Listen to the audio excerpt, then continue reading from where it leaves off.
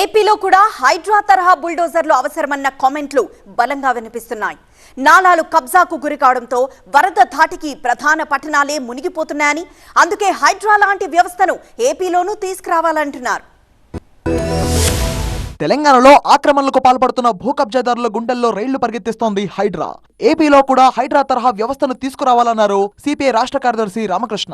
విజయవాడ వరద ముప్పునకు ఆక్రమణలే కారణమని, వీటిని అరికట్టాలంటే హైడ్రా లాంటి బలమైన వ్యవస్థ అవసరముందన్నారు. ప్రకృతిని, సహజ సంపదను కాపాడే విధంగా ఏపీలో కూడా హైడ్రా తరహా వ్యవస్థను ఏర్పాటుపై కొంతకాలంగా చర్చ జరుగుతోంది. ఇటీవలే మంత్రి నారాయణ కబ్జా చేసిన వారికి సీరియస్ వార్నింగ్ ఇచ్చారు. ప్రభుత్వ భూములు, పార్క్ స్థలాలు ఏవైనా ఆక్రమిస్తే తిరిగి ఇచ్చేయాలని, లేదంటే ఆక్రమణలపై ఉక్కుపాదం మోపుతామని హెచ్చరించారు ఆయన. అదే సమయంలో పక్కనే ఉన్న టీడీపీ ఎమ్మెల్యే గంటా శ్రీనివాసరావు అడుగు ముందుకు వేసి ఆక్రమణదారులు కబ్జా చేసిన భూములను తిరిగి ఇవ్వకపోతే హైడ్రా తరహా చర్యలు తప్పవని హెచ్చరించారు. తాజాగా విజయవాడ ముంపునకు ఆక్రమణలు, బుడమేరు డైవర్షన్ పనులు నిలిచిపోవడమే కారణమని తెలుస్తోంది. బుడమేరు ప్రవాహం విజయవాడ నగరంలోకి రాకుండా ఏర్పాటు చేసిన కరకట్టను 2008 నుంచి పూర్తిగా ధ్వంసం చేసి ఇళ్ల నిర్మాణం చేపట్టారు. విజయవాడలో ఆక్రమణలతో జల ప్రవాహానికి తగిన దారి లేకుండా పోయింది. దీంతో బుడమేరు కట్టెలు తెంచుకున్నట్లుగా చెలరేగిపోయింది. అందుకే హైడ్రా లాంటి బలమైన వ్యవస్థను తీసుకొచ్చి భూ కబ్జాదారుల భర్తం పట్టాలని కొందరు డిమాండ్ చేస్తున్నారు.